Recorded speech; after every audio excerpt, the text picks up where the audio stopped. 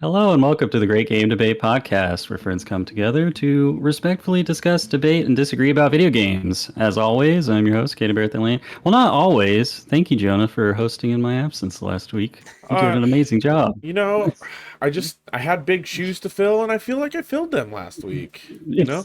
Yeah, that's for sure. Yeah. We're not complete without our man in Australia, the Saucy Aussie, Stephen Beaumont. How you doing, buddy? Yeah, good, man. Just been smashing out Shadow of the Erd Tree, get my ass handed to me, learning nothing and enjoying myself. That's what I'm talking about. And, of course, we are joined by our youngest member, in terms of hours on the pod, not age, but maybe youngest. I don't know. I'm here with the golden voice. Mateo, how you doing? I'm doing pretty good, dude. I have acquired a new skill over the past week or so. I have become a lockpick. I just got into that too. It's fun. What? It is the raddest hobby in the world. It is so quick. It feels so good when a lock opens. Like, all right, you guys got to go try and unlock each other's doors. 3, 2, 1, go. Yes or no? How many pins? 6 pins? Does this somehow have anything to do with Ryan Stabell, or is it in a vacuum unrelated? It is completely unrelated, but you know, Ryan and I are like synced at the brain. We both just get into the same stuff at the same time, apparently. Is he into lock picking now? He's a professional locksmith. He's a professional. And he's been doing it for years. I love that we talk Yeah. so much about Ryan, and we have not had him on the show since like the first He's our episode. spirit animal. Well, of course, our special guests this week are returning guests, Matt and Geoff from Fun and Games Podcast. How are both of y'all doing? Good. Hello. Hi there. Doing great. Happy to be here. Thank you for having us back. Of course. Thank you so much for taking time out of your day to be on the pod. We really, really appreciate it. Always excited to come back on this very serious, never funny or ridiculous show. No, absolutely bring serious. The same level of professionalism and decorum that we put on our own podcast, we always bring to anywhere we guest. Always and every time. Absolutely. Well, I hope you all stopped by Innova to pick up your grilled corn knives, because it's time for the icebreaker. Those grilled corn knives will melt right through that ice. Our icebreaker really good Our icebreaker this week comes in from community member Tongue Surgery, who we'd like to give a little bit of a shout out to. They recently had a really cool development in their personal life. They've been learning the ropes of game development, have had their own personal game development project for a few years, and they recently got a job at a game development studio. So shout out Tongue Surgery. Sick. Hell yeah. Nice. Congrats. Oh, yeah. All so right. cool. So the question is, have you encountered a glitch or other game-breaking situation but powered through and kept playing anyway? And their personal anecdote for this is, way back in the day, my friends and I were really into the GameCube version of Phantasy Star Online. For whatever reason, through some arcane machinations beyond my comprehension, my save file kept getting corrupted and I had to start over multiple times. I started several new characters and grinded my weekends just to catch up to my friends' level so we could keep playing into the later parts of the game. But as sure as the moon phases from full to new and to full again, my save would get corrupted and the cycle repeat. To really drive home the point, this game had a level cap of 200, and I would consistently get my characters up to around level 90 to 120 and then lose it all. Jeez. So, yeah. Wow. Pretty horrible. Yeah. That's awful. That's awful. I'll kick us off here. A few years ago, played through Dragon Age Inquisition for the first time on PS4, so I didn't have the luxury of patching it with community-made patches, and that game's a little bit broken. And so anyone who's played the game may be aware that there's these like optional super bosses. They're just like these wild dragons that are out in the maps, and I kept running this glitch consistently with every single one I tried to kill, even like reloading a save and fighting them again. Every time I get them to 0 hit points, they would enter a state where they wouldn't die, but they would just stop functioning. They just idle, and they wouldn't attack. They wouldn't die. Wouldn't complete the quest. Wouldn't give me experience or loot. That's me all the I just had time. to. Just the state of non-function. Yep. Yeah, so I just had to be like, First. well, I've already put a few dozen hours into the game. I guess I'll just not kill the dragons and beat the game. So there you go. Steven, what do you got for us on this one? One quick one. I've already talked about this one before, but like, I would load up Red Dead Redemption 2 and a horse would have just disappeared. Like, as in the horse that I named. So I've already spoken about it before, but the ending didn't hit because my horse was named number 4 of whatever horse. Like, it was Epona 4 or whatever. But for the actual one, another just grueling experience was finally deciding I wanted to get my first platinum. And so this was back on the PS3, and I was like, oh, you know what? I've put in 500 hours into Skyrim. Let's get this. I looked at it. Okay, get a 2,000 gold bounty and all that sort of stuff. So heaps of fun stuff to do. And then it was like, get 12 Daedric artifacts. And for some reason on the PS3, it's the most broken version of that game. One of the last artifacts or whatever wouldn't trigger the trophy. So I literally had to replay the game 3 times just to get it to actually work.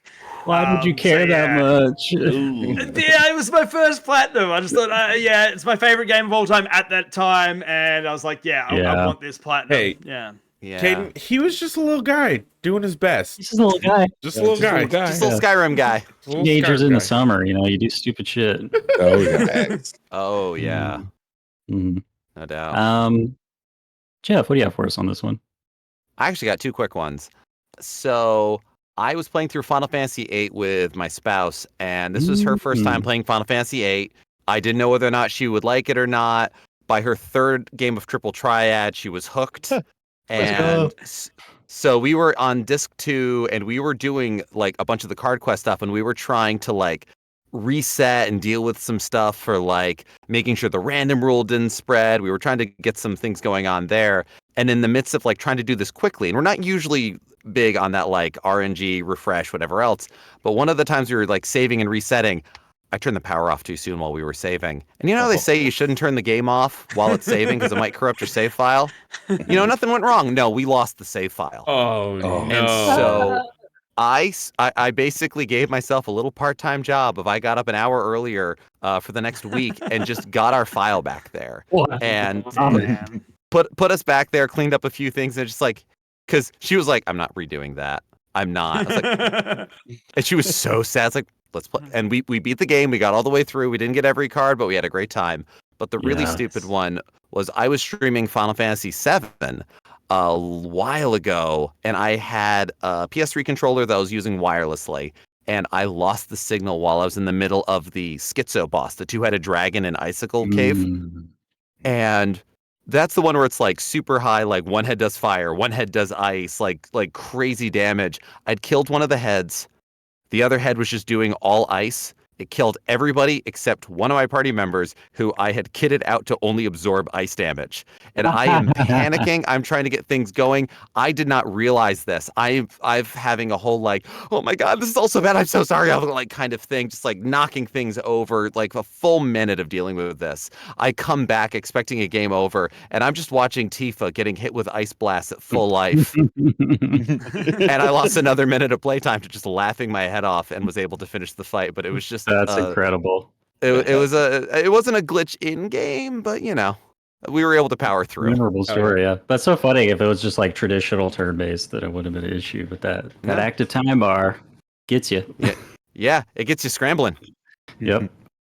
All right, Mateo, you got anything comes to mind for this one? This question brings me back to like my World of Warcraft days, because who even knows whether it was a glitch or just the game as designed?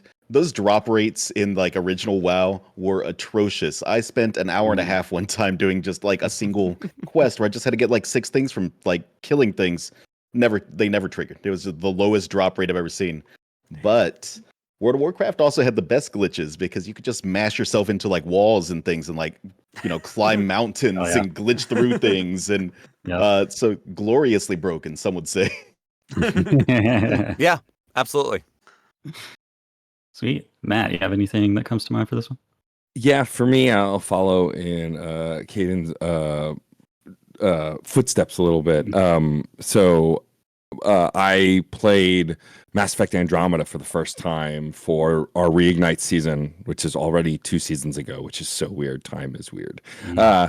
And of course, this game famously very glitchy. I ended up enjoying my time with Andromeda, to be clear, but it definitely still had its issues. And I can't even remember which planet I was on. It was the planet where the defected Krogan base camp was. The Krogans that you were trying to convince to join the research group again. And there's like a large sand area where you like have to avoid pits to get to them. And I kept falling through the world, but like I would then die and respawn, and I would continue to I would keep trying to get to that base and keep falling through the world. I tried like 4 or 5 times, like, you know what? I'll just get in the vehicle and I'll go a different way. And I got in the vehicle, and the vehicle went under the grass, and then like also like in the opposite direction. So I eventually just turned the game off, took a break, went to the bathroom, like did something else, and came back to it. And when I booted up and reloaded the fresh save instead of just loading from dying from falling through the world, then it worked. But like it'd be like you'd just see oh my god, I can't remember the main character's name from Ryder. You'd see Ryder's like little head like just poking out of the ground, but the rest of his body would be underneath it as I was pushing through trying to figure out how to get unstuck. And I was convinced, Bioware magic, baby. Yeah, I was convinced that I was going to lose my save file was corrupted and I was screwed. But thankfully, reloading it fixed it, and I was able to continue playing the game for better or worse. So, yeah. All right, that just leaves one, Jonah. All right, so it's not really a glitch or a bug, but it's the only thing that I could think of going into this. It's more a problem of being poor, you know? When I first got my GameCube, I didn't have enough money to get a memory card. So it was like the first game I had was Wind Waker. Put that bad boy in, playing Wind Waker like it's a roguelite, baby, and just go as far as I could, and then I'd eventually have to turn it off and then start all over from the beginning. Damn, that was like the first week of owning my GameCube, and then we were able to go get a memory card. But like, man, teenagers in the summer just replay fucking Wind Waker. I was like fucking 7, dude, 8. I was a little guy. Yeah. Jonah's real good at the first like 90 minutes of Wind Waker. Untouchable. He speedruns like Forsaken Fortress % only, you know.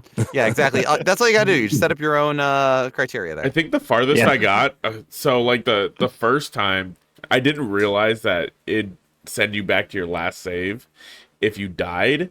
And so I got all the way to the fort. I got all the way to the boss of the Forest Temple without dying my first time ever playing. Damn. That's pretty deep. And I got shit on so hard on that boss, dude. Yeah, that one if you don't know what to do, it'll fuck you up. And so I died, and I got the game over, and was like, okay, we'll just continue. I'll go fight the boss again. And then it was the intro to the game, and I just started crying.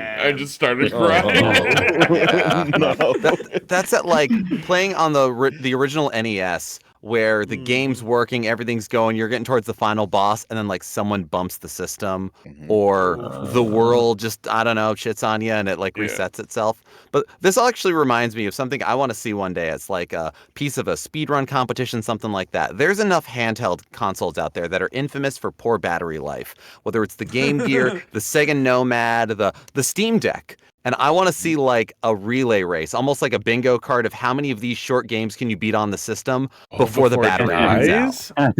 Like an iron battery competition. Like get to these. Cool. Like there's a list of 10 games. How many of these can you get through before the system dies?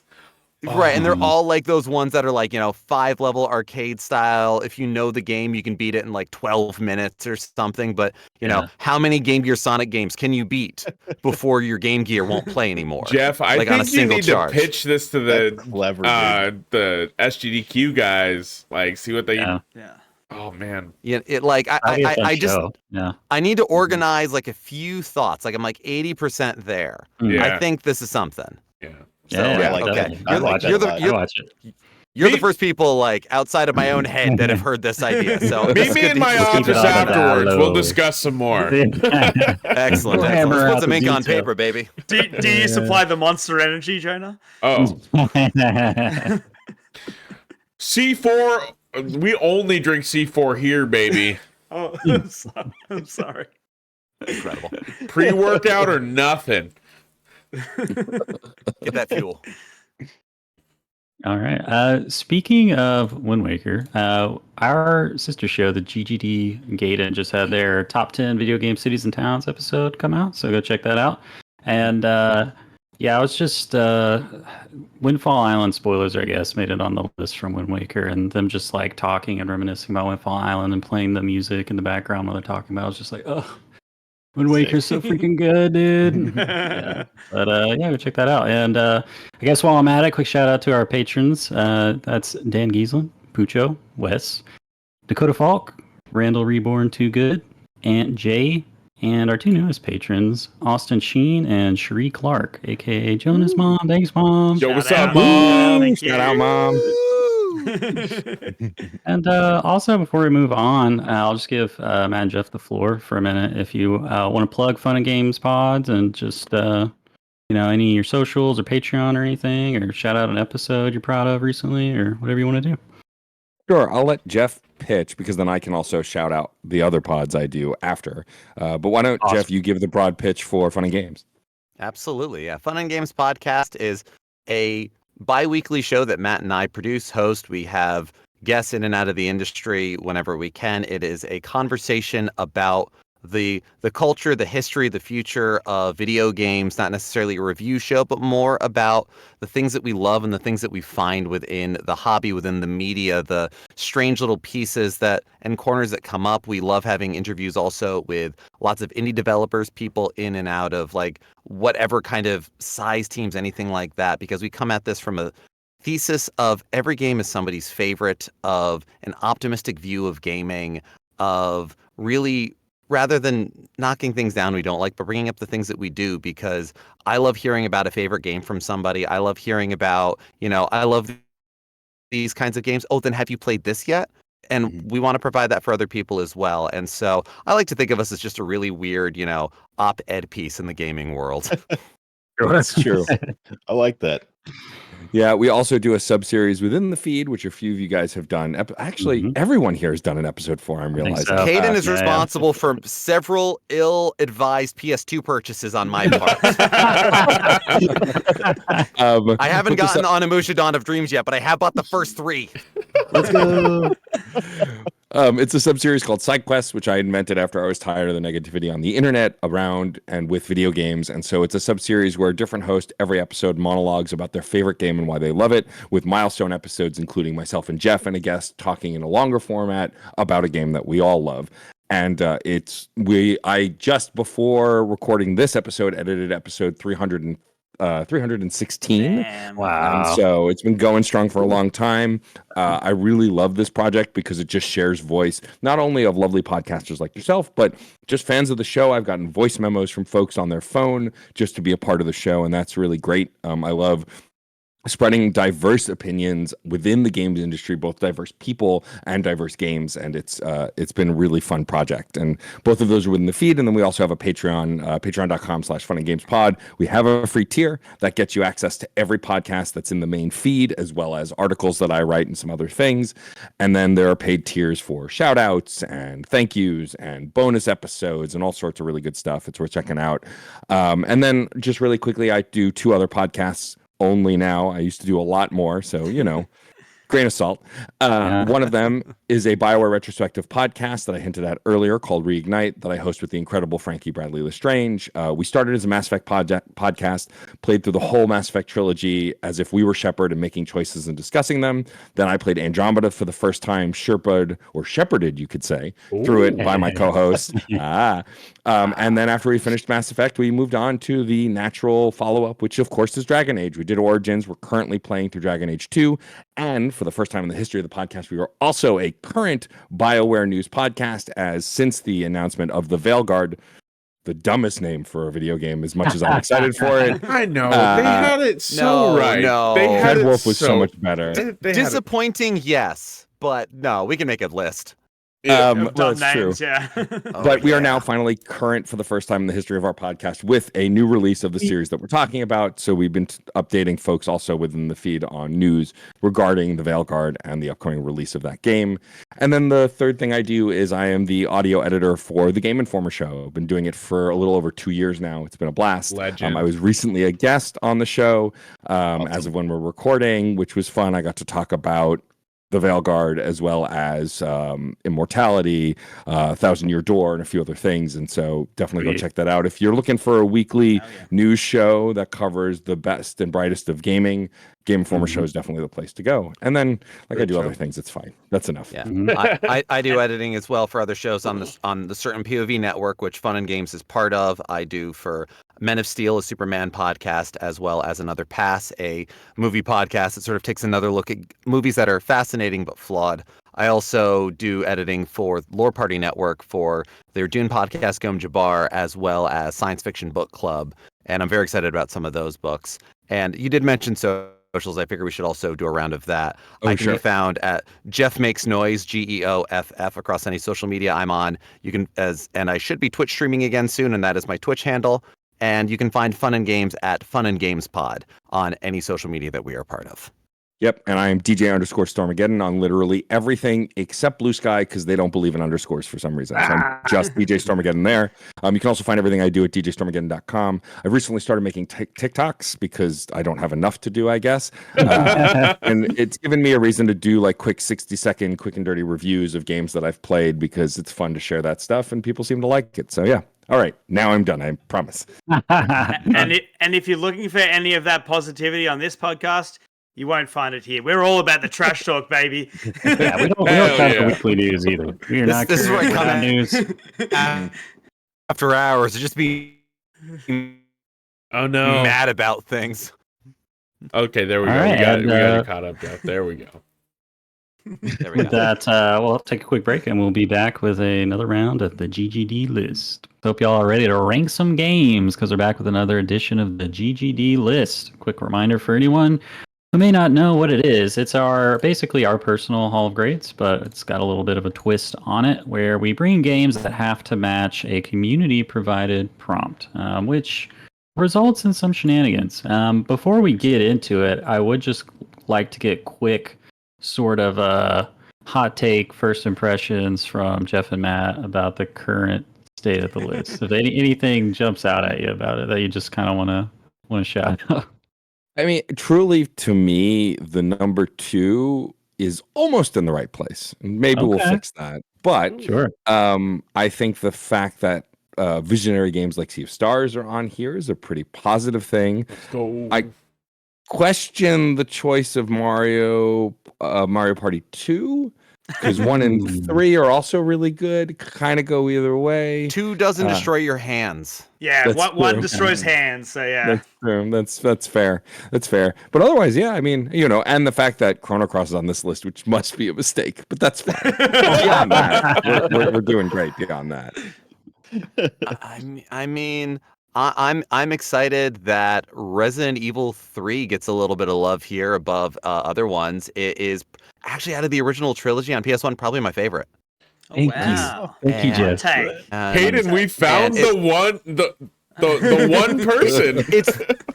It's the one that feels the most like a horror movie. The other ones are good horror video games. They're good survival horror games. They set everything else, but the way they set it up, the way that Nemesis is, the quick choices that have to be made, the change of perspective, it feels the most like a singular vision action horror movie. And I love it for that. Hell yeah. And then they did make a movie and they fucked it up. Right. No, because they made the game already. So why did they need the movie? That's the other thing. Just because you can doesn't mean you have to. Sure. I'll give my hot take here of I feel like Pokemon Red and Blue are on there as an honor thing and not as a merit thing. I love the Pokemon series to tears. I love it so much. And I and Pokemon Blue was one of the most important games when I was a kid. But I have a nephew who loves Pokemon. I will not subject him to Pokemon Blue. It's They're true. making To make freezing. Cubone cry. Hey, Yeah. Steven, I Again, need you like- to get in your hole, please.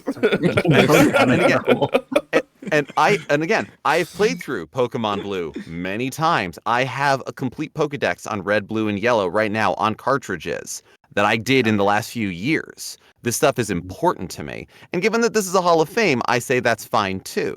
But given that like what Matt and I do in our corner in our podcast is very much a go check that out, or oh man, you missed that. That's great. You're one of the lucky 10,000 today to go find a new game. I'm not gonna start anybody on Red and Blue. We're calling this a Hall of Yeah. Fame. I don't think it's a Hall of Fame nor a Hall of Shame. It's just a hall. A You hall. know, it's just a It's just a hall. hall. What These we've are got some here games. is we've got a game corridor. We've got three of them hung up. A game corridor. That one's on the windowsill. I don't know if that was actually brought in or if that's been there. If it came with the flat, but the corridor of games. Yes. Welcome to it. Yeah. Oh shit. Have fun. Don't poke in too many corners. We'll replace that light later. Like it feels like that. That's Yeah. yes. Yeah. Yeah. Summed it Welcome up to our new beautifully. segment. Yeah. The- put that on that's there. the reason why when we did First Love, I knew I'd bring it because it's like I know it's not going to last very long on the list. It's my one of my favorite games of all time. But Life Without Perfect Running choice. Shoes, Life Without Perfect Running choice. Shoes is crazy Yeah. in Pokemon. Yeah. And, How like, slow you move is. There's YouTubers that I watch exclusively for their Gen 1 content because it's bananas. Mhm. Like the way that game was programmed on Scotch tape and Dreams, what they did on the Game Boy was incredible. Mhm. But again, not a we can leave that in our nostalgia happily. All right. That's my hot take. I got just just news article just from Mateo. Was confirmed that Diglett does have feet. No. Yes, Diglett has feet. Diglett's a mole. How else would it get through the dirt? Have you But, seen like, the you have to get the Okay, okay. OF if you want to see feet though. No Okay, one here's a knows- fun No question. one knows what Diglett's feet looks like, though, according to my Google search. No one knows what it looks like in the back of the Ninkata when you look in there. You're supposed to die, but these are written by 10-year-olds. Yeah, yeah. It's Wikipedia written by 10-year-olds. I love it. So of course they haven't seen the Diglett's feet. It bites them every time they reach for it. I want to know if anyone can think of. I don't have the answer for this. This is just again like big question of the world. What is the most amount of heads you can have in a single Pokemon party? Because the amount of Ooh. Pokemon that are just like you're just three Magnemites that stuck together. No, we're Magneton. Like you got Diglett. You got Dodrio, you've got Magnemite. Yeah. That's 9 heads, and half your team is filled up there. Are there And, any like- with more than Uh, 3 heads? Execute. Execute probably. has Yeah. 4, right? Oh. 4 or 5. Execute is 5 eggs. I actually don't know. I think Executor Right. is 3. So Execute, you're going to yeah. get 5 out of that. Well, And this is yeah. all Gen 1. Well, and Cubone has Yeah. 2, right? I mean- Oh, Yeah, that's pretty brutal. and dead mom's sad. head. I'm going to call that 1.5. Oh man. Again, much love for the first entry and the series in general, absolutely. Oh, But- sure. Oh, for sure. But like, for sure. yeah, again, the last time I was playing through Gen 1, I'm like, what's the most number of heads you can have in a party? Mhm. These are Head the percent. important questions. Yeah. This is why I'm a games journalist. Yes, yes. Yeah. Well, let us move on to the topic of this night's discussion. Our prompt this week comes in from community member Holden Hintz. Shout out, a very active member of our community and a host of his own podcast, which is the How to Waste Your Time podcast, where they try to cover basically like every form of media and make recommendations on it. And Wow. it's very entertaining Yeah. and ambitious. That is Recommended. ambition, yeah. And Yeah, we actually so- won a Wasties this past ranking, That's didn't true. we? Yeah. Yeah, Ooh. yeah. Podcast Their of the award year in ceremony. 2023. Hell yeah. Let's go. Oh, yeah. Nice. In Award any winning. case, Yep. Holden's prompt for us is history will forget this game. So to you, a game that is top tier, perhaps, your greatest games of all times, but the generations of futures to come will just this game will be buried under the weight of the millions of games coming out, and they'll never hear about it, never go back to it. But that will not change the fact that it will be on our corridor of games. And I will toss this one to you, Jonah, to kick us off here. Got to show, give an example to Matt and Geoff how it's done. What have you brought for us? When this prompt got brought up, there's only one game that I could think of, and it brings me so much joy that I can bring Banjo-Kazooie to the table. No! Yes. What? Bring it, you piece of shit, man. I'll take it. It's on the list. It's on the list, baby. I'll take it. We're putting it at number 1. Let's go. Let's fucking go. Let's rename the Piece segment. of shit. It torture Steven time. Slow into. Okay, so as a noted vocal fan of Banjo-Kazooie, Jonah, who has played it multiple times since your childhood, knows the game front and back, inside and out. Why do you think Banjo-Kazooie deserves to be on the GGDlist? A game like Banjo-Kazooie is really fun and iconic game, and it walked so nuts and bolts could run, and without it we wouldn't have such a masterpiece of Banjo-Kazooie nuts and bolts. So I honestly, I think, even though I'm bringing this game to the list, I think it needs to go at like 39, right below Banjo-Kazooie nuts and bolts, Jonah, I've got a question for you. It's still far leagues better than Kingdom Hearts, but yes. We'll get to the ranking later. Yeah. Jonah, yes. Jonah, question Mateo. for you. Can you name 4 characters in the game that are not named Banjo-Kazooie? That's a good one. There's little triangle head dudes that run around. There's a witch. Triangle. I know witch's names. I know there's like a mountain. What's the first letter of the witch's name? Yeah, just the letter. Yeah. Sorry, I'm having some memory issues right now. You'll have to come back Just to like the me. N64, I get it. Okay. Yeah.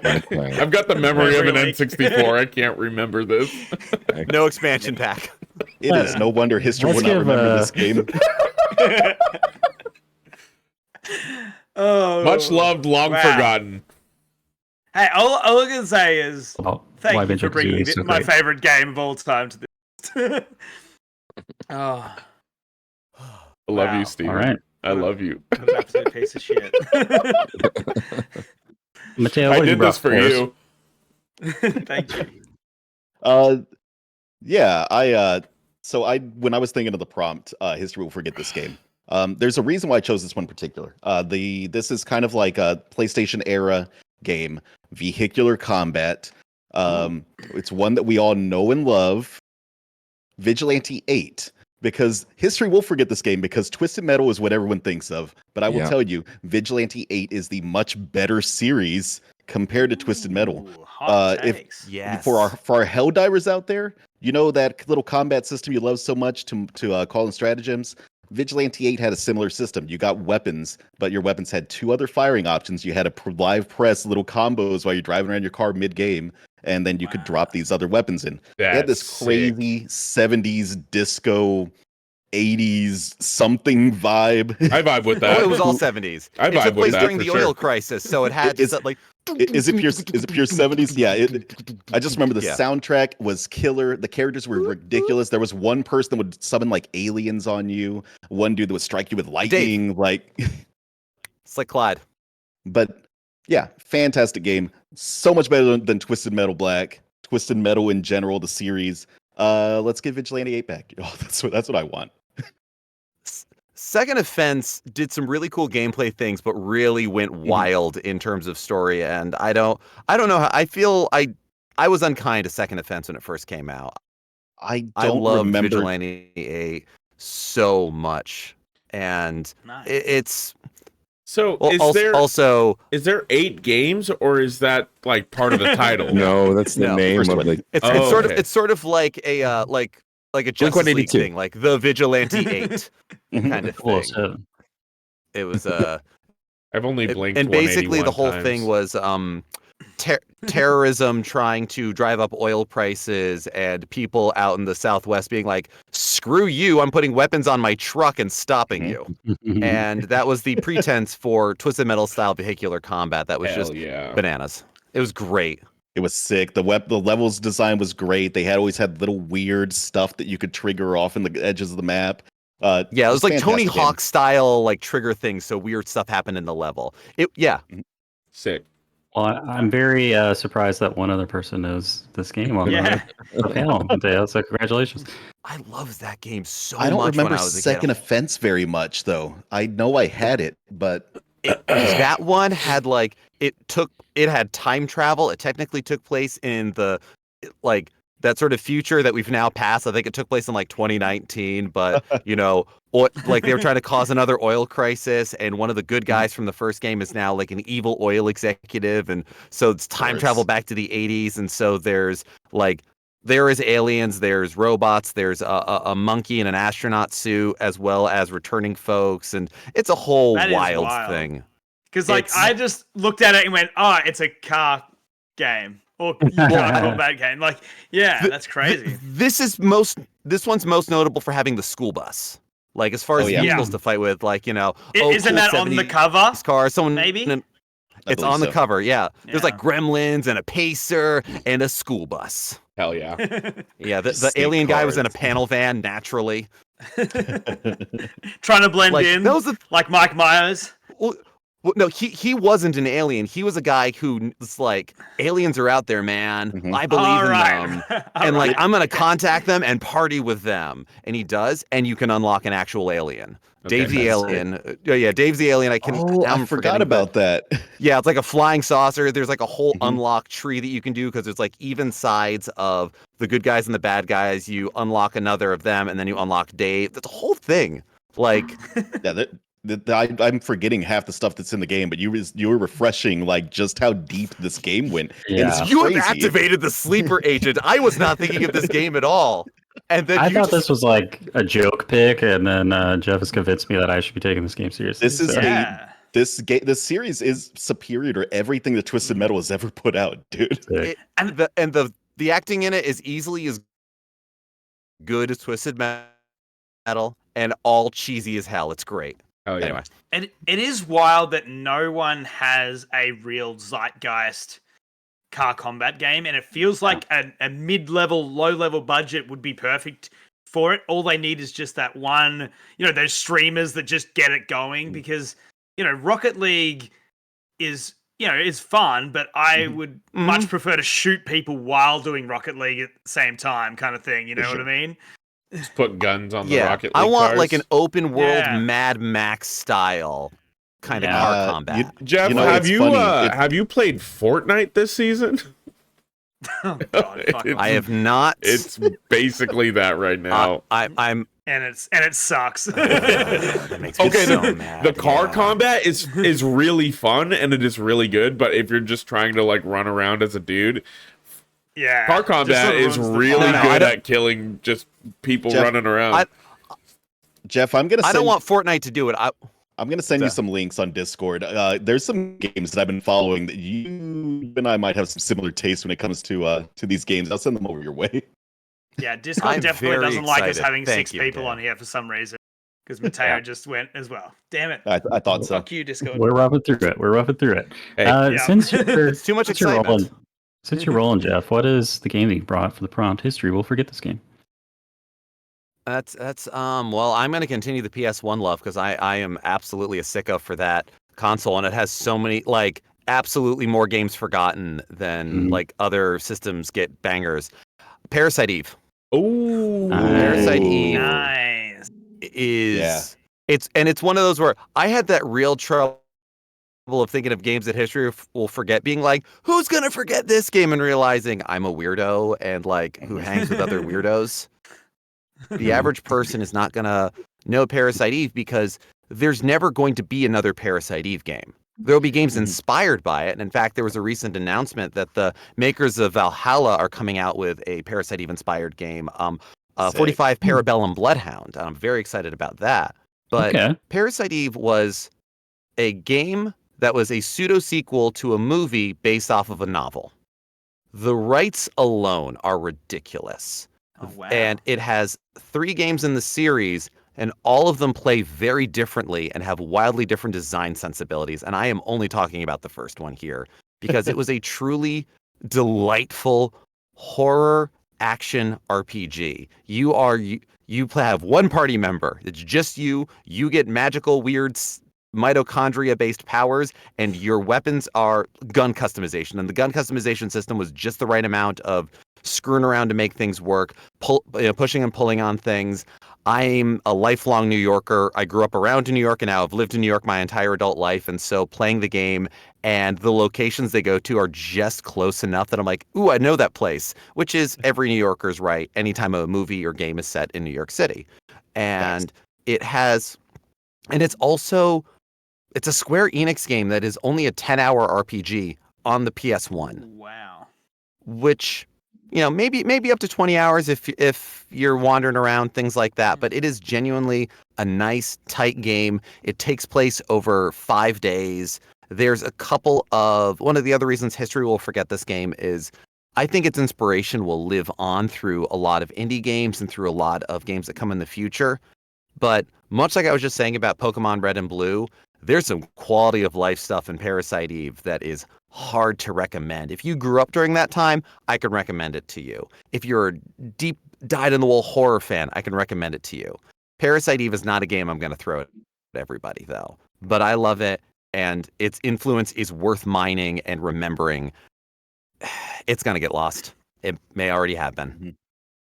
Vagrant Story, was that before or after Parasite Eve? Because I know the combat system in Vagrant Story is super similar. You're right. Vagrant Story was after. Vagrant Story was like super towards the end. I nearly threw Vagrant Story up here, but I am way more familiar with Parasite Eve, and I wanted to be fully ready to just but Vagrant Story is also worth looking at and is a rough one, and I wish that thing got a remake. It was gorgeous and so fun. Parasite Eve, also sick Bring Me the Horizon song. Hell yeah. There you go. Great pick. All right, Matt, what have you brought for us? So I have some honorable mentions that I'll mention later because I was thinking about them, and one of them, there hasn't been a game like it in 20 years, but we have 2 indie games coming out inspired by it. Another one is one of my favorite Mario games that nobody talks about, but I feel and then the other one was a Zelda game that I think literally no one but me loves. But I figured I would instead go with what sounds like a joke answer, but absolutely is not, and is impossible to play literally anywhere. But the PS3 and Xbox 360, no. The PS3 and Xbox 360 generation, it's literally not available anywhere else. PC, modern ports, nothing.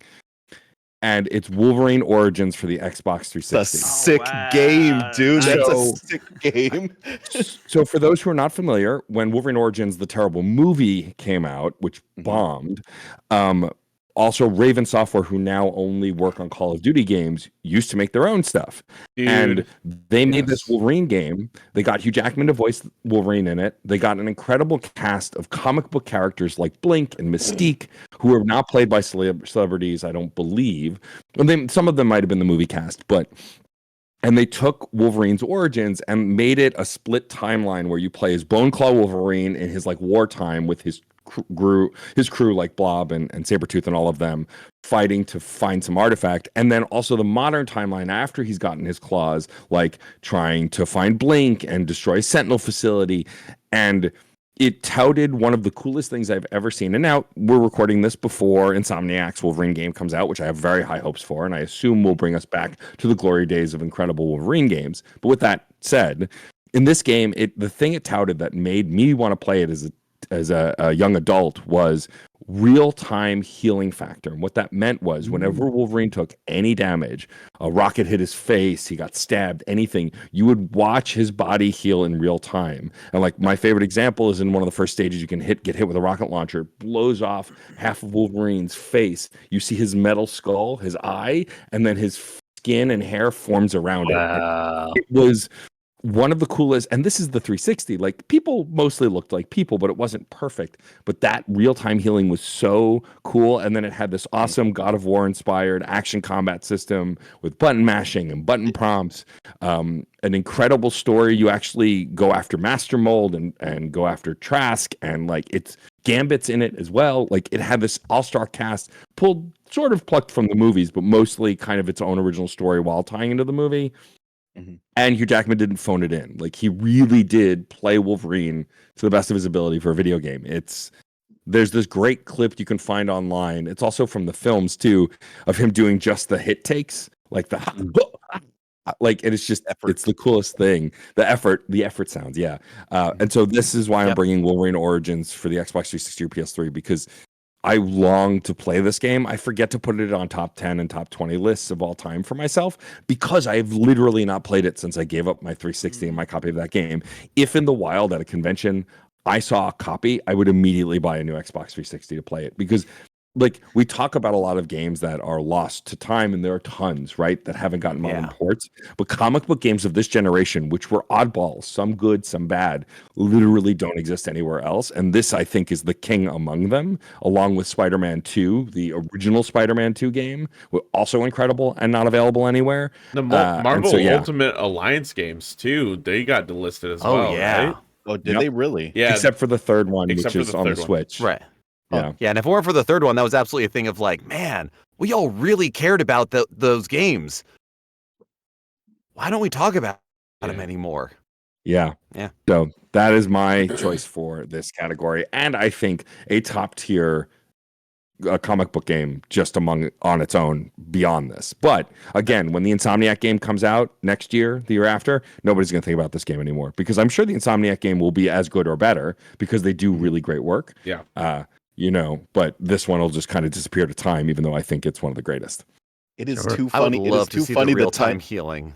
Yeah. It is too funny the timing of the mention on this, because I was just on Twitter and I was looking at this comparison between it was talking about like superhero damage in video games ranked and listed, and this was one of the examples it gave. The other one being Deadpool, because the Deadpool game that came out several years later used the same kind of engine, adaptive healing kind of thing going on. That was a game I thought about bringing to this, because it's like it was a very middling, adequate action game that was just like wacky in personality, but that wouldn't carry it into the annals of history or the corridors of talking about it. Right. Thank you. All right, incredible tip, Matt. All right, my pick will come as no surprise to anyone. I've held off on adding it to the list for 39 games. But now the time is ripe. Radiant Historia. Exactly. Radiant Historia. You want to hear more about Radiant Historia? There's this little podcast called Fun and Games where someone did an episode about side quests. Sorry. It is not Radiant Historia. It's Radiata Story. Oh, sorry. My bad. Oh my God. Right in my heart. But yeah, indeed. Please go Google Fun and Games podcast side quest Radiata Stories to hear me like talk about the game for like 15 minutes straight, but I'm sure if you're a long time listener to the show, you know all about Radiata Stories now, so I'll keep it short. The game I feel like is really ahead of its time in a lot of ways. Our sister show GGD Gaiden just had the top 10 video game cities and towns, and like if more people played this game, like number one should be Radiata City. It's just like, it's that thing where a lot of video game cities are just filled with like nobody NPCs that are just there to make the city feel alive. But like if they'll just go off screen and get cold. They don't have a personality or a life, or it doesn't matter if you kill them. And you see that in like GTA or like The Witcher 3 or whatever. But this game does like the Majora's Mask thing, where like literally every single character in this game is like a person that has like a life and a schedule, and you can befriend them, and they all have problems, and if you solve their problems, they'll like join your party. So by the end of the game, you can literally have a party of 4 out of anyone in the entire game. Like it's just crazy. This is me grabbing Caden's wheelchair handles. Okay, Grandpa, it's time to go eat my dinner. voice starts getting like quieter and quieter. But yeah, it's worth checking out if you're a lover of JRPGs. Just go look up Let's Play or something of Running Out of Stories and check it out if you've never heard of it. But with that, sorry, go ahead, Geoff. No, that is one of the games that your side quest made me go, well, I'm looking for this, and it's in my collection now. Oh yeah, it's in the backlog, but it's in the collection. Yeah. All right, Steven, you're the final one. What have you got for us? Yeah, so definitely everyone brought some really interesting picks, which really helped me to sort of define mine, because the way I was thinking of it was like, I was thinking of a lot of AAA middle childs, like a lot of the time. So a lot of your Ubisoft sequels and stuff, where it's like, oh, that one was really good, this one was okay. So that was where I was first thinking. And while I've got perfect examples of that in my honorable mentions, I'd really rather bring a game that I love. So for this reason, I'll explain why this particular game may be forgotten to history. Is simply because if anyone plays a lot of indie games and stuff like that, you know that the Metroidvania market is so overexposed at the moment. There's just a deluge of Metroidvanias every year. Like, I think we've had three high level Metroidvanias just this year alone. And I'm sure there's a 1,000 other indies that have come out this year. But it's just been like the last 20 years of Metroidvanias has been crazy. Like, it's like, you go back all the way to your Super Metroids and your Symphony of Nights, but then it's like it took a break, a couple Metroids here and there, and obviously a lot of Castlevania games. But then, like, just since the indie boom hit, it's just been Metroidvania. So the reason that is why I am bringing SteamWorld Dig 2, because I think it is a fantastic game.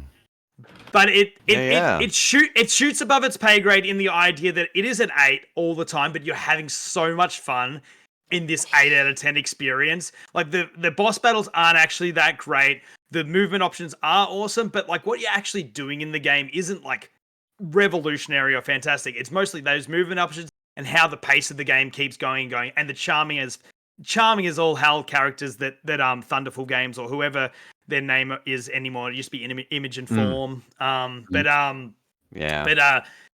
Absolutely fantastic. Like, sort of like just jolly vibes. Love the artwork. It's a tight 10-hour Metroidvania, which is the perfect time for any Metroidvania, much like Parasite Eve. I love that 10-hour runtime of a game. But there's so many better Metroidvanias now, like Metroid Dread, Hollow Knight. Like, anyone could like throw a dart at a wall, and they'll hit a really, really good Metroidvania. And everyone has their own particular ones that they like. Caden was playing one earlier this year. What was the? That was Animal Well. Animal Well. That's fantastic. Fantastic. It definitely has some hot and cold spots for me personally. But yeah, that's it. There's just so many. There's such a big amount of Metroidvanias where I do feel like SteamWorld Dig 2 may get forgotten. And my reasoning as well is, I hope, since we've got Heist 2 coming, we'll get SteamWorld Dig 3 one day. That's my hope. So it'll get forgotten for the right reasons, because the third one will just be an absolute just bang, bang, banger. Yeah. Hell yeah. Great pick. All right, folks, time to rank these games. Just to kind of remind our audience who may not have access to the list as they're listening or watching, just to kind of give a flavor. We do have 39 games on the list, but I'll just list our top 10 in descending order. At number 10, we have Mass Effect 2. At number 9, we have Borderlands 2. At number 8, we have The Elder Scrolls V Skyrim. At number 7, we have Titanfall 2. At number 6, we have Halo Combat Evolved. At number 5, Super Mario 64. Number 4, The Legend of Zelda Ocarina of Time. Number 3, Metal Gear Solid. Number 2, Metal Gear. Chrono Trigger. Metal Gear. Metal Gear. Literally the only impression most people can do. Metal Gear. Metal Gear. Just whatever somebody said, repeat like the last 2 words that they said. Now you're Solid Snake. Number one. Number one is Elden Ring. Yeah. Elden Ring. Elden Ring. Okay, so let's see here. I'm just imagining Solid Snake getting told he has an STI, like at the doctor's. Chlamydia. How often am I going to have to put on this lotion? Is it easy to carry on the battlefield? Love you, David Hayter. Con, I think I'm having a flare-up. That's what you get when you bring a voice actor onto a podcast. Basically. Fantastic. Okay, so let's just get this out of the way. Let's kick it over to Jonah for Banjo-Kazooie and just pull this Band-Aid off. Thinking here, buddy. I mean, I guess the obvious comparison would be Super Mario 64. Oh. Sorry. I don't know if everybody wants to go and shoot it up, near the top 5 if it's that way. My vote is that my vote is that Jonah doesn't get to vote. Yeah, exactly. I actually do have a take on some of the ranking for these. Okay. I would have a hard time being convinced that a game that history is going to forget is a top 10 game of all time. Yeah. Agreed. Yeah, but it's only that Jonah's going to forget because he's a piece of shit, as I've previously stated. Well, Steven, you're just going to have to guest on the show to re-rank. Oh, wait. So that's it. I leave the show so that I can guest. It was all a ploy. Yeah. Banjo-Kazooie, That's a long man. game. Banjo-Kazooie. Let's see. Man, I think the best game to compare it to is Super Mario 64. But if it was really like that high up in the list, it would have been brought sooner, especially with like First Love or something. So, I mean, we just gotta put it with because it is another one of Steven's first loves, we should probably put it with his other first love, which is Pokemon Red and Blue. So maybe like 25, 26. No. No. I don't know what the vibe of if anyone has any love for Banjo-Kazooie, but like, I literally think it is maybe the second best 3D platform I ever made. I do think probably Mario Odyssey is the best 3D platform ever made, even though I prefer just 100% a level. Like, that's the beauty of Banjo-Kazooie. Like, having to get jumped out of Mario 64 and go back in for another start. I know the world changes. The Levolution of Mario 64 is the reason why you get bounced out. Also, it was just not the concept that they had at the time. And Banjo was like, well, what if you just got to stay there and just 100% the game? It was just, so good. Feels so good. You get to have a little speed run of every single level and you get to look at your time. You're like, man, 10 minutes in freaking Mumbo's Mountain. Man, if I could just be a little bit quicker. Like, so good, dude. And the power-ups, the moves, the boss fights. It's such a fantastic game. So where does it belong? I don't care.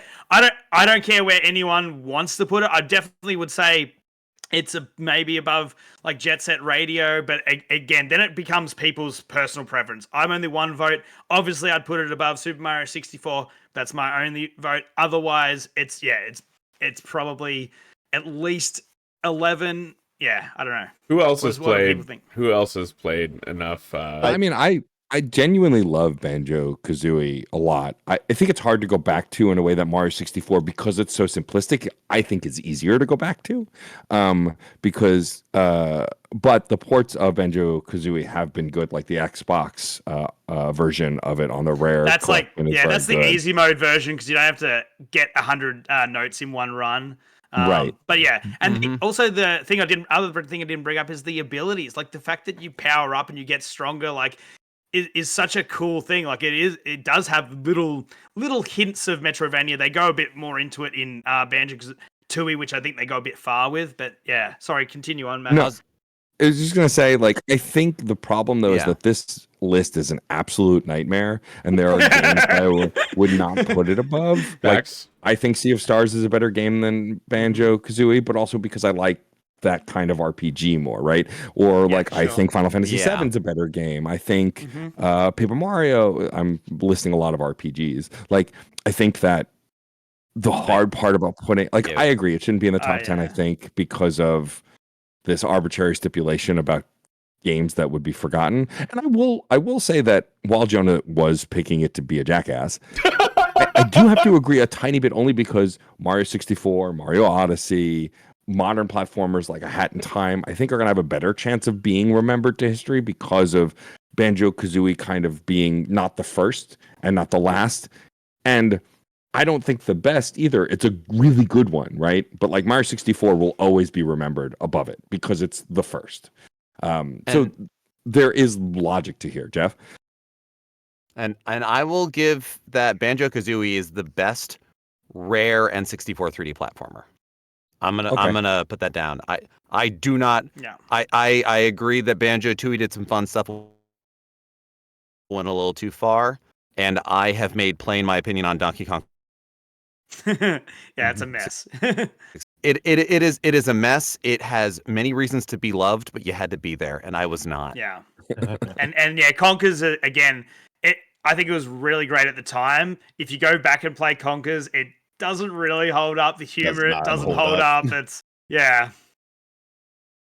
Besides the Great Mighty It's Two, I notable. still It's think is fun. one of the None of greatest them are songs bad, ever but written. That song rules, but beyond that, yeah, I don't know. I would put it somewhere in, like, I wouldn't put it as high as 11, but maybe in the top 20. I think makes sense to me. Somewhere in the top. I'd put 20. it in the teens. I could be Could we convinced go as high above as 10. Lord of the Rings? Could we go? I could be convinced as high as 10. I think that Damn. See, I think when you I have think- Sea of Stars, Jet Set Radio, and Earthbound, like, I can't put it above those games. So I'm just, then I'm it just feels looking like at, it. All right. I'm just looking at the It feel- 10 slot itself. I think I would rather play Banjo Kazooie right now than Mass Effect 2. Oh, you Just get toss the hell that out. out there. You're Hell fired. yeah. Hell yeah. I love that shit. Can Bring we all that energy. agree to put it above Chrono Cross? Yes, absolutely, without a doubt. It's better than Well, Chrono what Cross. about 14? 14 feels like an easy walk because the third age was brought and it was like another one where it was like two people had played the game and otherwise it is a poorly remembered game of like of quality. So yeah, I think 14 feels 14 works. 14 works. Yeah. The issue with this is that it's that kind of thing of that argument's perfect. That puts it above Tony Hawk Pro Skater 2, which I feel bad about. And I have to accept that no entry is going to be without that. Like the argument for the specific spot is good. If I if I zoom out even a little bit, I'm going to start feeling real bad about this. Oh yeah. And that's just where That's we the are. whole point. You're meant to feel really shit about this list. This is the weirdest garbage omelet I've ever been part of. Yeah. Yeah. Oh, trust me, it's just going to get better. It's or worse. just that real time. It's I that know. real time kill your babies. You're like you have your hard caps where you're like nothing will pass this number, but then there's also like Right. I've got to sacrifice that one because like that's it. Where is Pokemon Red and Blue this is is down politics. at 26 now? You know, That's Pokemon There you Gold and Silver was number 1 and it's now 18. That's how much this list has changed. Like, Wild. yeah, it's That is crazy. facts. All right, congratulations, everyone. We ranked one game out of 6. Banjo All Kazooie, right. number 14. we're doing it. Okay, while I have good connection, let's talk about Writing Out of Stories. Since no one else has played it, I'll give you my high hopes and low hopes, and then you can shoot it down. The first thing on the list that's like a comparable RPG in my eyes, up from the bottom, would be Paper Mario Thousand Year Door. But if that's like way too high over all these other games, I would settle for number 36 and put it right above Issei Lacrimosa Donna, another RPG that most people haven't played. That I also Get it have. right. Get it right. East East Vai. East Vai. Yeah. My biggest question is because I've watched a little bit of gameplay. I do not think the getting stuck in like a square or a circle, like your Twilight Princess, like your freaking Okami, holds up over time. Like that kind of combat just is annoying. I don't particularly like it. So I like like to be able to any move around. JRPG ever. Any like no, they like because yours is an action RPG, yeah. Yeah, but you transition to a battle screen. It's not like you're Yeah. fenced in on the overworld. So No, but you're it's more, fenced in it's once more, you're in the fight. So yeah, like I don't know. It's you're just fenced in a JRPG. You can't even move at all. You can move in this game. fair. Got a point. Okay. How often are you fighting? Do you think the fights hold up, or is it more about the world building that holds up? And They hold up to the town me building? because I love Ace 8's town building. Is that the biggest draw? it was better. Well, I guess it doesn't have town building. It's just a different. It's a clock town situation. It's not a town building. But yeah, in any case, Okay. the combat has layers that are introduced over time. Like eventually, you get access to like orders you give your characters, or you can like turn into like combat formations that have special abilities, and you can make like an all goblin party that completely sucks ass, but you have like an order that only costs like 1 mana that like heals all your goblins so they can never die, but they just suck at everything else. So I think it's cool. But I'm hearing That sells it to me, and I hate that. I'd be hard pressed to put that game. My game of the year That game. 2023, Alan Wake 2. Yeah, I do not yeah. think your game is There's- better than it. There's too many things. But I mean, I've below- never played Yeah, Ys, so I would put it above Ys. That's Yeah. fine by me. Or I'm above. totally happy. Alan Wake got nuked I'm okay on with our this. last episode. See- It was up see, there. Yeah. So here's my thing.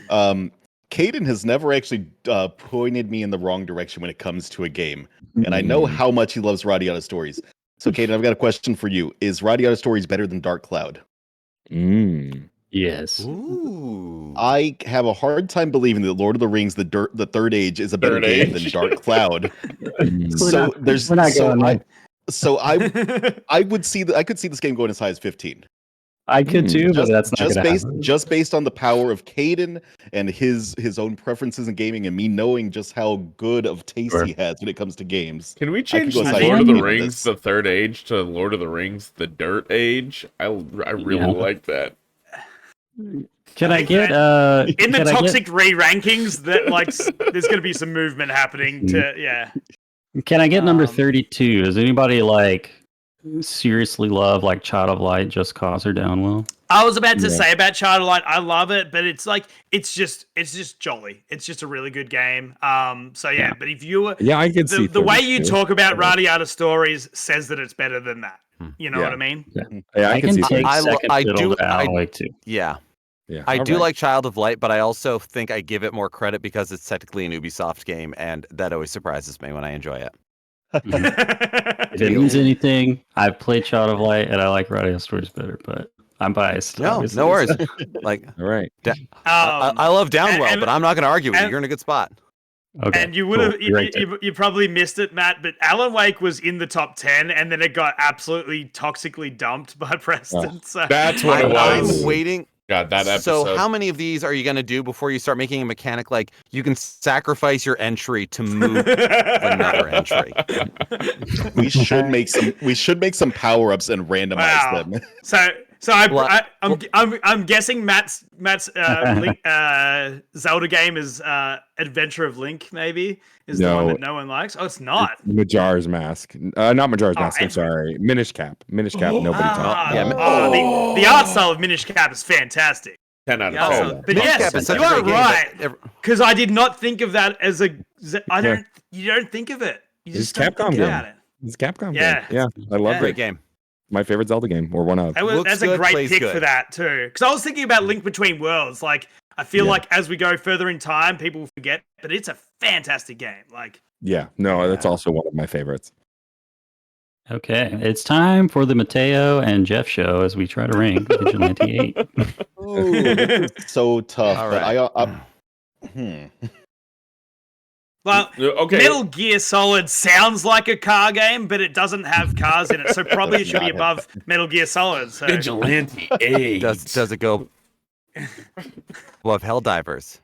Vigilante 8. The So, original Helldivers is still a solid game, even though Helldivers 2 is so much better. The original Helldivers is still a solid game. I don't think it goes above Helldivers. I have a what hard we're time dealing putting it with. above Helldivers. But here. I don't think this is a top. I don't 30 feel game. bad putting it above everything below it, though. Sorry, what was that, Geoff? You broke up. Like, a yeah, no, lot. I think it could go above. No. So between 25 and 30 sounds good to me. I was saying there is no game beneath Helldivers that I feel bad. Vigilante 8 going over. Okay. And 25 to 30. I thought feels Mateo good. brought the game and he's like, whoa, pump the brakes. This isn't a top 30. Between 25 It's and gonna blow 30. the transaxle. Our list is so chaotic. It's so hard to rank. Yeah. Especially when There's it's always like at least one game underneath that you're like, oh. especially when you're bringing in a game yeah. that it's like nothing else here matches this genre. Where do we put this in? Yeah. So yeah, are you and someone's saying- gonna go, it's better than Tekken 3? I do think that was what was the stopping Mario me. Party. I think Mario Party 2 may be its closest comparison. Yeah. Okay. I mean, of the age and of multiplayer chaos, it's like, yeah, take it outside of vehicular combat. It's multiplayer chaos. Okay. So above So or which is below? better?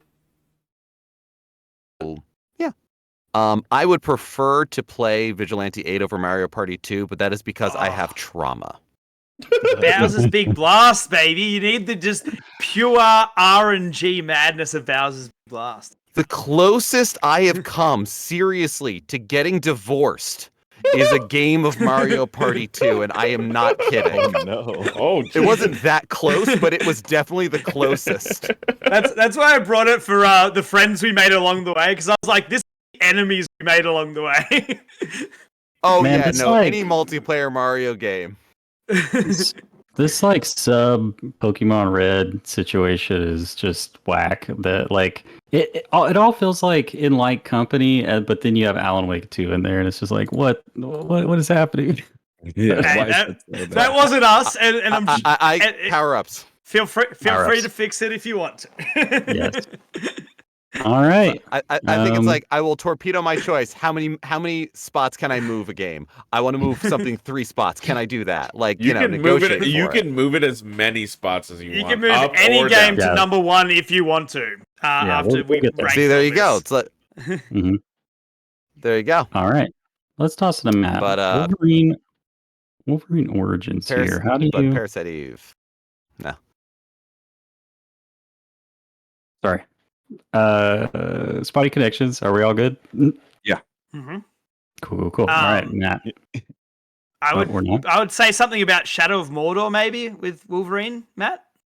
I mean, Shadow of Mordor is a bad game. Like the system in it, the Nemesis system is one of the best video game systems Fantastic, ever yeah. created.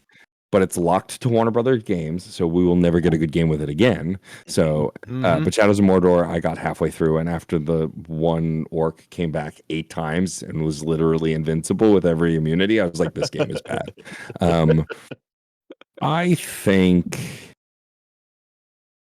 think Shadows of Mordor is a good spot. I mean, honestly, Wolverine Origins as a game, I think is fine. It's a nice 7.58 game. It's not the best game ever. I just think it's really unique and unavailable. I would put it, I think Shadows of Mordor, because I wouldn't put it above Mario Party 2, but I personally would put it above Assassin's Creed 2 or Sunset Overdrive, though I haven't played Sunset Overdrive.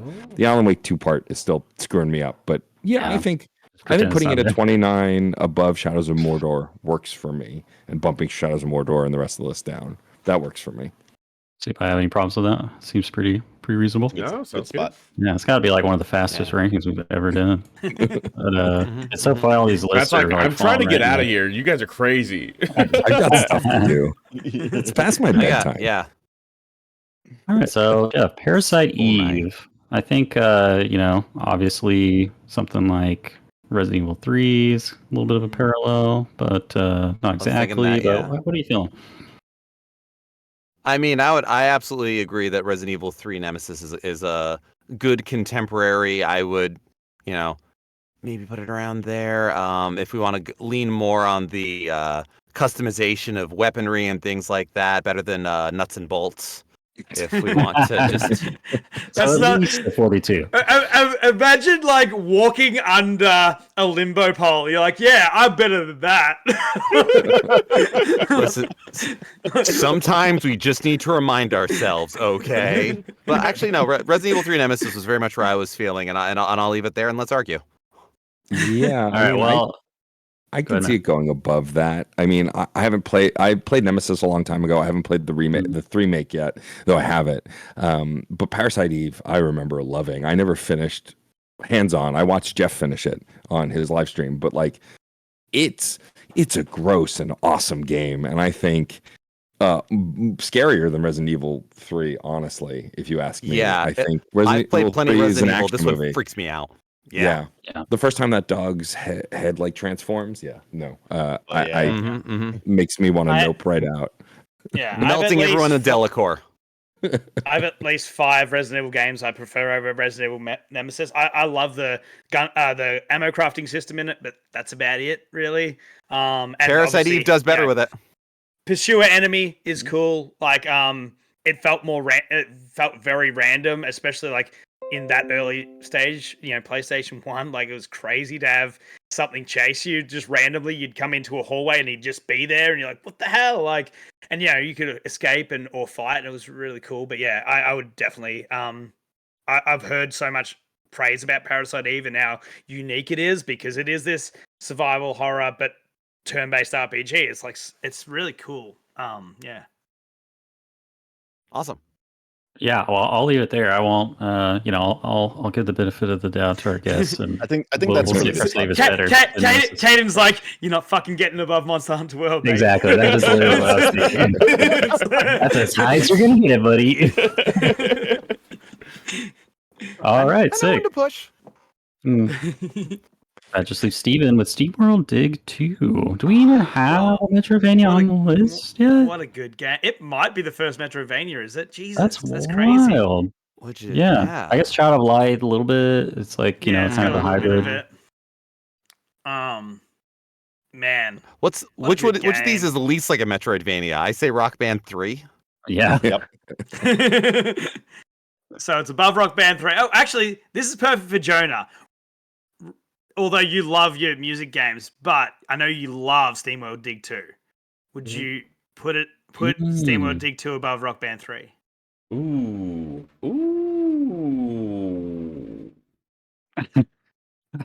Yeah. Yeah, I could sit down. I could sit down and play SteamWorld before I'd sit down and play Rock Band. And like I have been playing Thousand Year Door. I think it's great, but like I would easily just jump into SteamWorld Dig 2 and play for a few hours above playing Thousand Year Door. I'm playing Erd Tree, and that's taken me away from finishing Thousand Year Door. And I'm not like, oh man, I can't wait to get back to Thousand Year Door sort of thing. I mean, even as someone who like is playing the remake of Thousand Year Door, and I love that game. I think it's one of my favorite Nintendo RPGs. I think I loved the remake more because they added some quality of life stuff. I think if I went back and played the original, I would agree. I think I haven't played SteamWorld Dig, but just based on what I've heard about Dig 1 and 2, like I would probably even put it higher than it, I think. And so I'd say that probably The Wall is that Final Fantasy VII. I think that's. I think it Yeah. could go over FF7 Yeah. personally, but Yeah, me too. I think there's 3 old heads that would freaking say no, but I think we've got probably a 50-50 split because we've got 6 people on the podcast. We can't even get a show of hands, probably. Yeah, I'm not saying no, but I will sigh. I mean, which is a no. Well, I understand the passage of time comes I like for 20. us all. 20's solid, man. For 20 as I seems said, good. something that I believe will get forgotten by history because it's a fantastic game, but it's not like a 10 out of 10 gonna change the entire universe game. I love it at 20. hey, 20 Steven, 20 for the top for it. Steven, my pick still got higher than yours. Hell yeah. Thank you. He's happy about Thank that.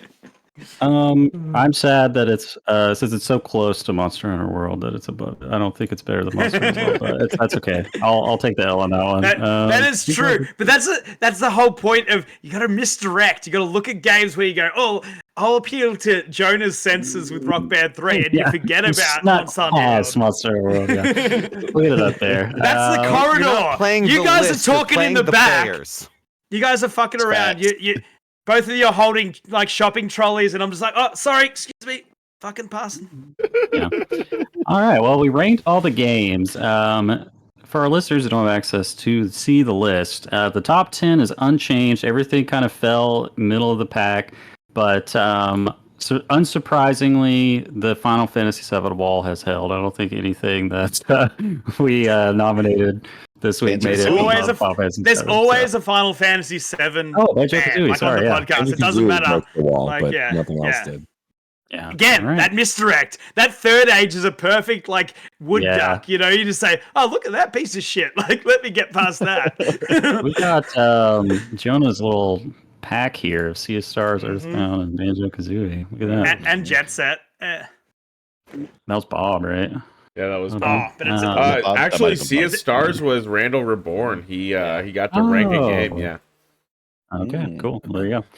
All right. Well, now it's time to turn things over to our guests for Chaos. How do we decide? Roll initiative. Okay, go. Does anyone have a dice? Get your dice ready. Don't Hurry. have my dice with me.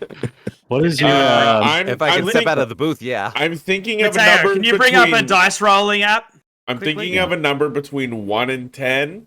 Oh. Geoff, what is that number? 7. Matt.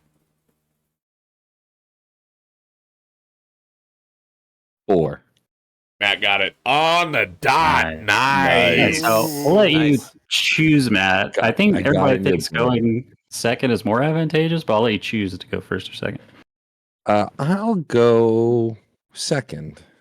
All right. So Geoff, taking a look at the list, we got 45 games. You may take any game on the list except for the ones that we just ranked and move it anywhere else on the list. So. Ooh.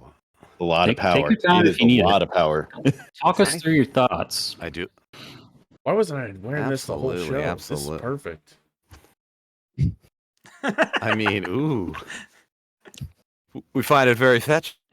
You are now in the court of crows. Reminds me of when I dated the King of the Cosmos in our last episode with you guys. We could take Banjo-Kazooie down and put it and set it next to the other exactly Banjo-Kazooie games so they keep each other company. Yeah, That's put nuts true. and bolts right above Banjo-Kazooie. We can put. I think I shall.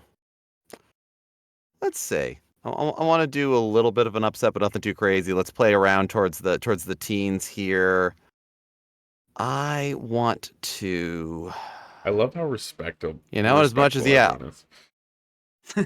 I'm trying here. As much as I'm an old head that loves FF7, Sea of Stars is real good. And It was my goatee last year. it's mine too. Mine too. I want to move that up. And Do it, Geoff. Do it. I know I'm gonna. And you know what? We're an No, ASMR I have to do this. now. You want? I was like, what is this goon podcast? Very polite about this, but I think this is going to cause a nice amount of chaos if I do this. So I'm going to take Sea of Stars and move it to number 10. And I'm going to bump Mass Effect 2 out of the top 10 there. Just a little bit of a movement, but I think it's going to have some real nice repercussions. Hell yeah. Because Matt chose to go second. Just Jeff, I enough gotta tell to you, I think that upset is actually a very good choice. Yes, I like what you basically. did there. Basically, that was attack on his co-host. I mean, you love Sea of Stars. I do. It's true. You do love Sea of Stars. And actually, on my This is personal not a top, mean thing. yeah, It's chaos. on my personal top 25 that I made sometime last year, which changes every day anyway, I did rank Sea of Stars higher than Mass Effect 2. So Nice. also I ranked the entire Mass Effect Legendary Edition because it's one game. It's one game. I could just rank the whole thing. It's one game. Counts as one. It was one purchase when I bought it. Exactly. Right? I guess it is my turn now. Okay. You got it. So part of me is like, do I make the true number one game number one by removing the number one game and moving it? Because it is the number one game ever made. Chrono Trigger is the best game ever made. Full stop. See? But Mass Effect 2 is here, and it's a little low for my liking. And then you've got games like, let's look, so like Red Alan and Wake Blue, 2. or Alan Wake 2, or You were talking about Alan Wake 2 there. I was. The problem with Alan Wake 2 is when it comes to competing with Chrono Trigger or Sea of Stars, it doesn't compete as much as it was my game of the year last year. Also, Monster Hunter World might be the best Monster Hunter game ever made, and I like a lot of them. So it's tough. Like, that's the problem with this this list being absolute freaking chaos. Also, Kingdom Hearts being so low is an absolute travesty, and it makes me very angry. No, it's just factual. There you go. You got a chopping block. You don't make friends with a chopping block. Jeff, let me pitch something to you. Only one game on these 45 games that we have here on this list allows you to play as Macho Man Randy Savage. This is true. And you know what? That was a really, really weird tie-in that Monster Hunter World had, but you know what? Like, it was a great. Technically, I was gonna say Skyrim. Yeah, depending on the mod, Skyrim, you could also fight Macho Man Randy. That is fair. Yeah. I think I am going. Are you ready to go faster than light? I think I am going to move Elden Ring out of the number one spot. Woof. And I am going to put it. How mad do I want to make people? Do it. Now to be clear, I loved Elden Ring. I beat it. It was the second FromSoft game I ever beat. Really enjoyed it. I'm gonna move it below Banjo-Kazooie. Holy shit! Oh man! Holy shit! What a strategic play, getting Mass Effect back on the number 10 spot. Holy crap! Moved Sea of Stars up, moved Mass Effect up, moved Titanfall 2 up, moved a little. Ocarina's back on the podium. That's crazy. So, just to tell you, Titanfall 2, Ocarina of Time, Super Mario 64, Skyrim, Sea of Stars, Mass Effect 2, all some of my favorite games of all time. And by doing that one, and Chrono Trigger is my favorite game of all time. So by doing that one move, I moved them all further up the top 10 list. That's it done. Damn. Maybe the most tactical move we've had so far. Yeah, that was wild. Big brain. Gotta get big brain. Big brain, for sure. Caden, how are you feeling? Yeah. Duties over to you. I think you're taking over, Jonah. Oh, I'm taking over?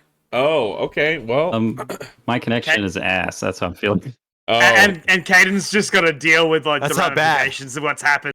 No, that's fair. I'll take over. I'll take over. It's your boy Jonah. No, I'm just kidding. I won't do that. Good lord. Oh yeah, brother. All right. So I guess we'll round off by talking about the top 10. We've got, starting at number 10, Mass Effect 2.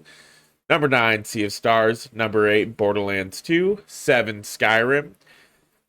6, Titanfall 2. 5, Halo Combat Evolved. 4, Super Mario 64.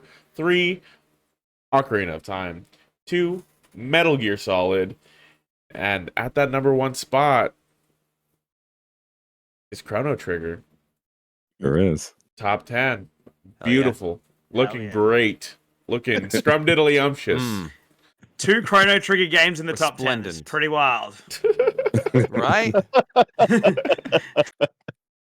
But yeah, that's the show. We're skipping our last segment because we went a little long on this episode. So we're gonna get into our final thoughts. Matt, I'm gonna pass it over to you for your final thoughts and anything you'd like to plug. Go ahead. We plugged our. Well, first of all, thank you all for having us. Yes. Always a pleasure to be on this show.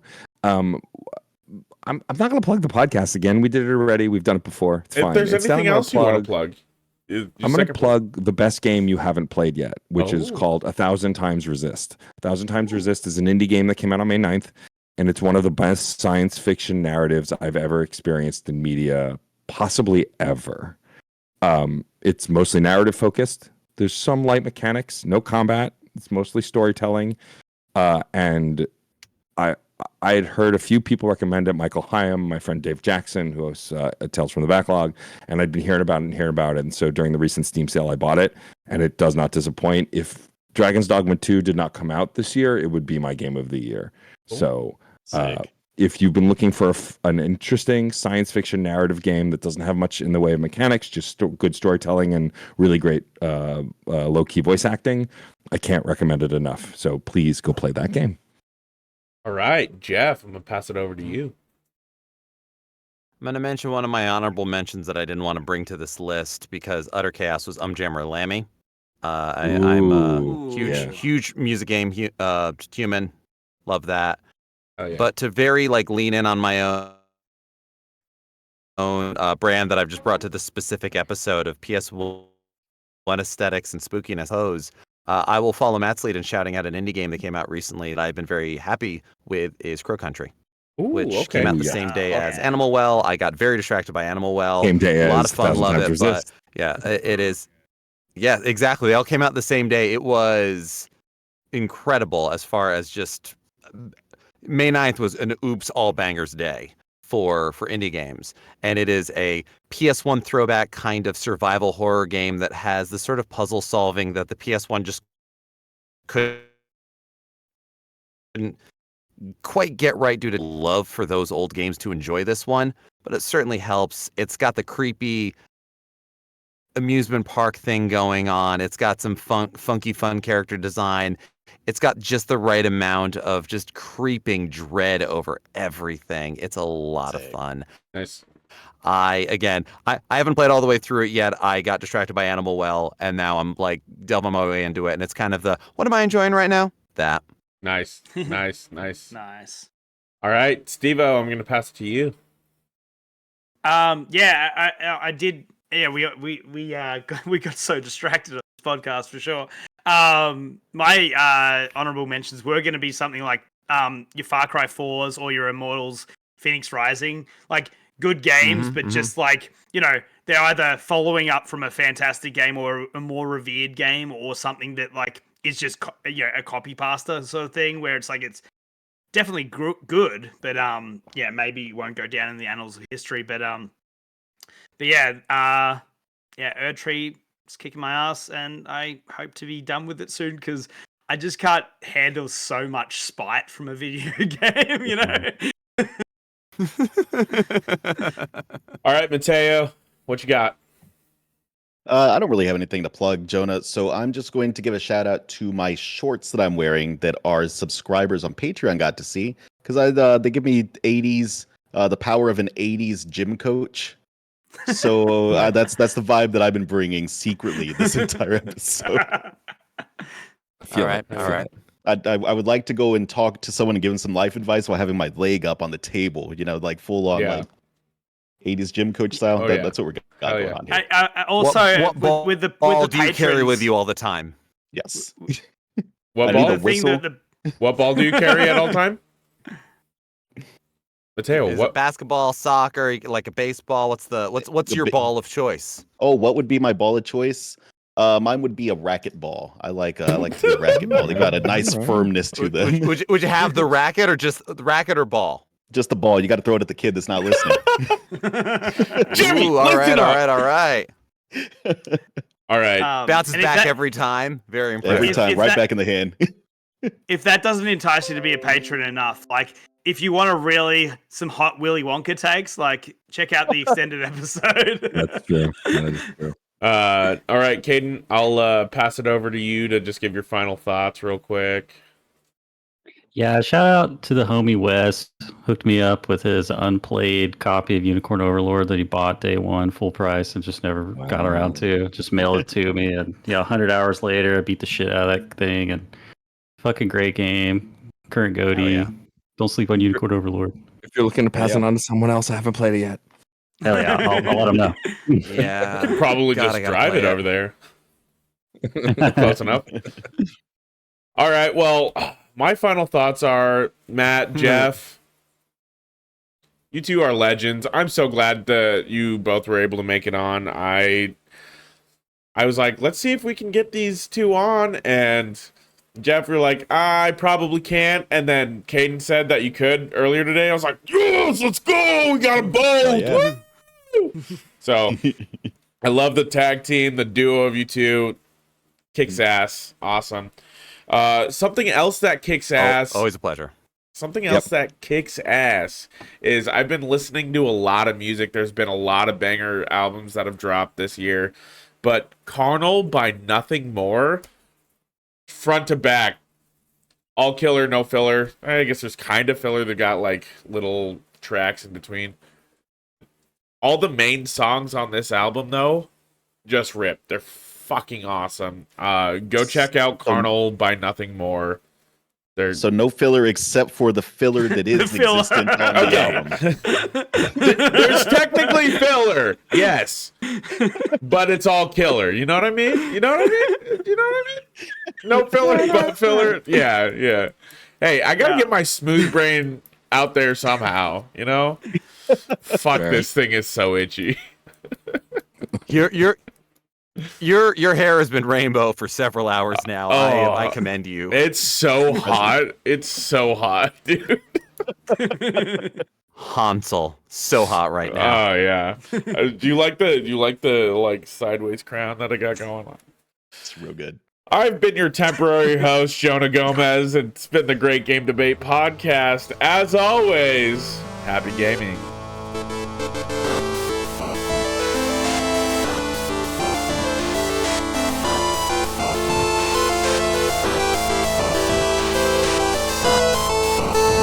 As always, a big thank you to our friend Misdriven for the music in our podcast.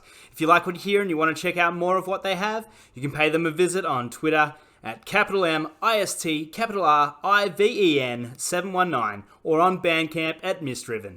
Thanks again for tuning in. Till next time. All right, Caden, shut the fuck up and start talking. So, when are we going to actually start then? Right now. That's what that was. I thought that was a funny thing to say, so I said it. Yep.